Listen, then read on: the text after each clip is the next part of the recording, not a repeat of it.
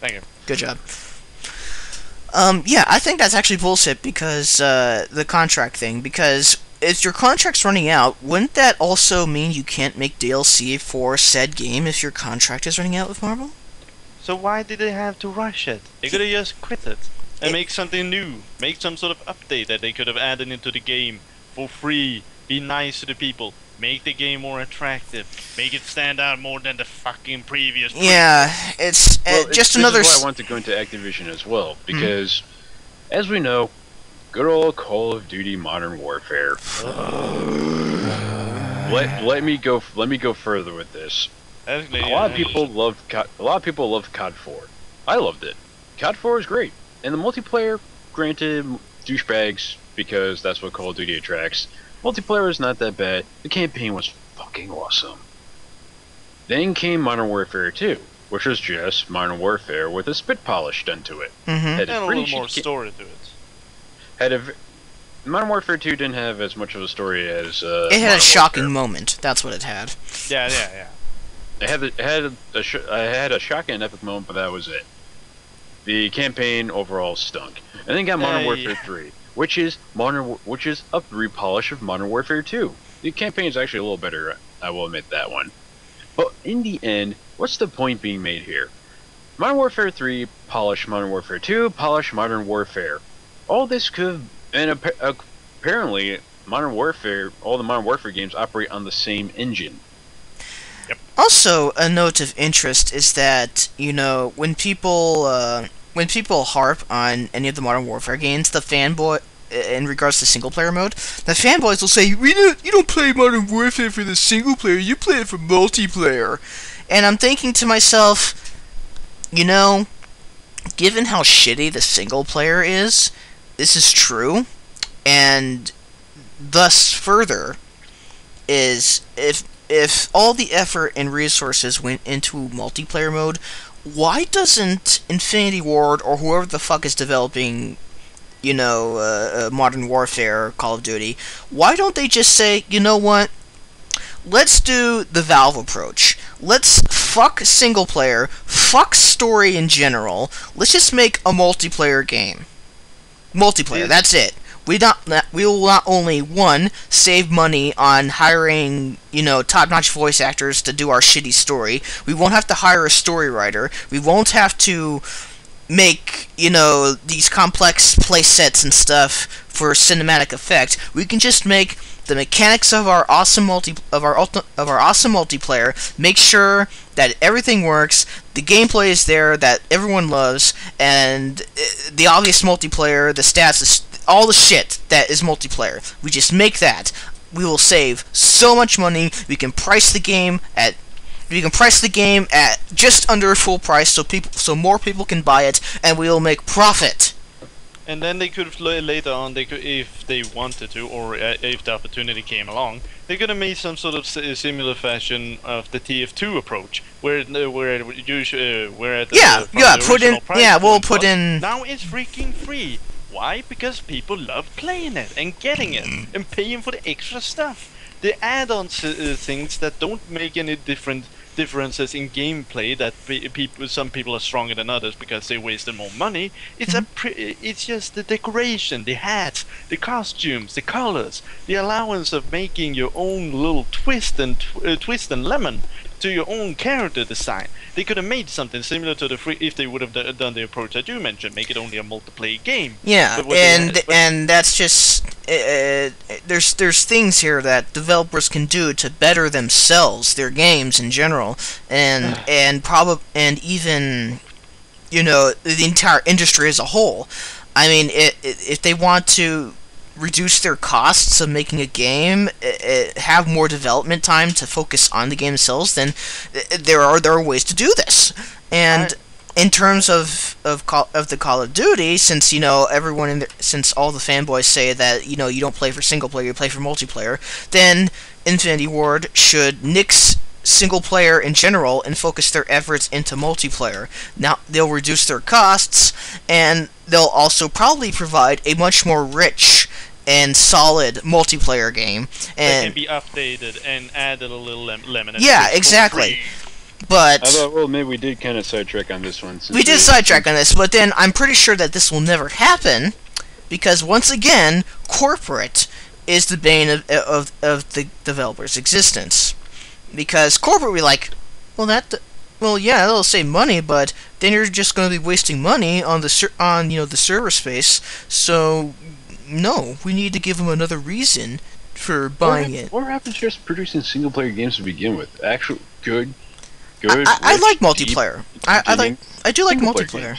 One of the things during the N64 days was that I never saw a whole lot of multiplayer games back compared to the Super Nintendo games. Because Super Nintendo, I'd always go to my friend's house, or friends would come over to my house, and we would play together.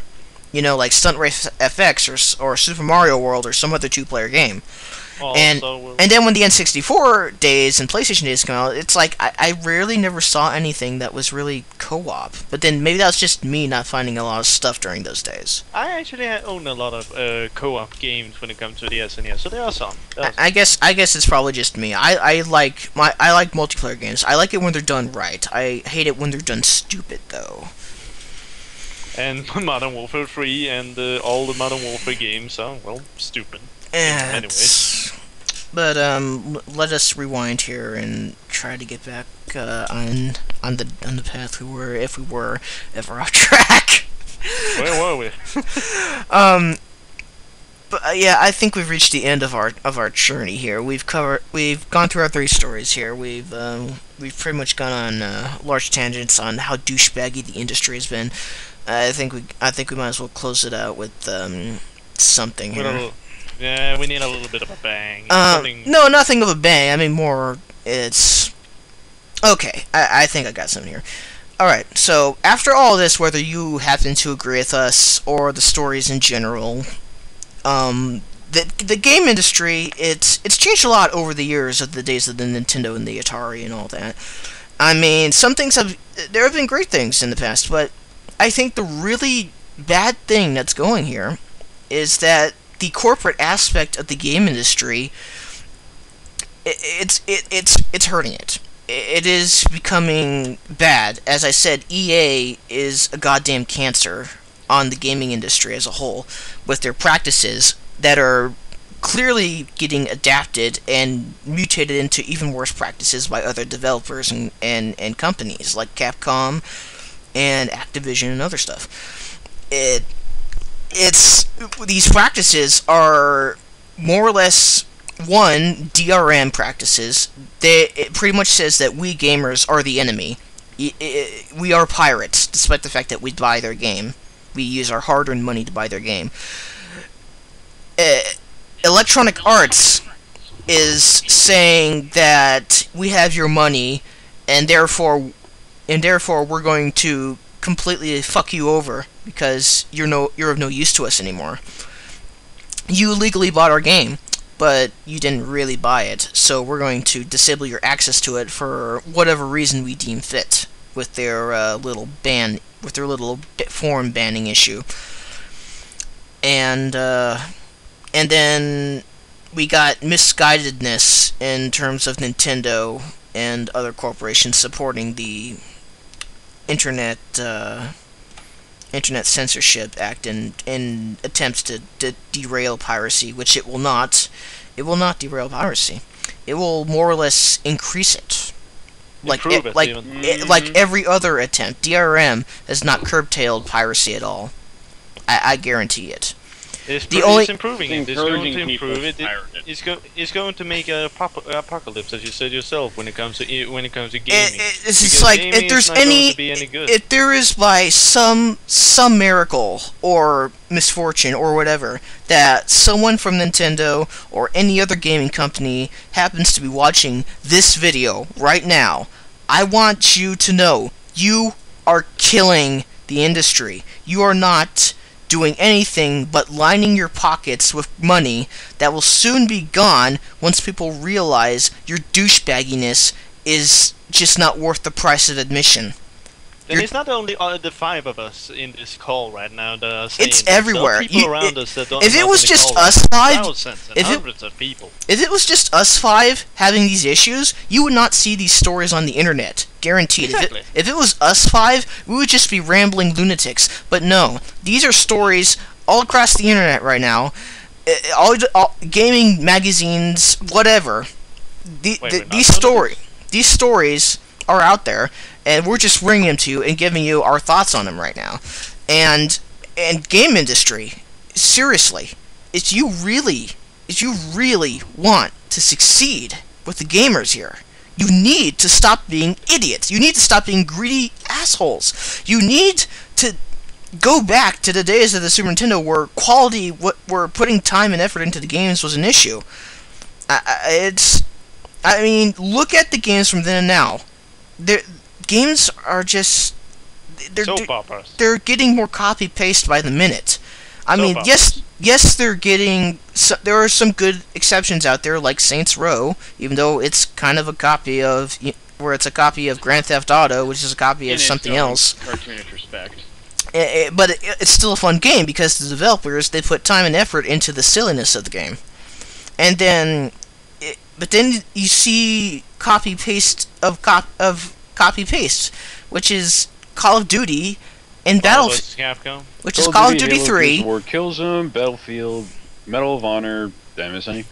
Yeah, Probably. it's like you look at Call of Duty 3, which is so far a copy-paste high-def remix of Call of Duty Modern Warfare 2.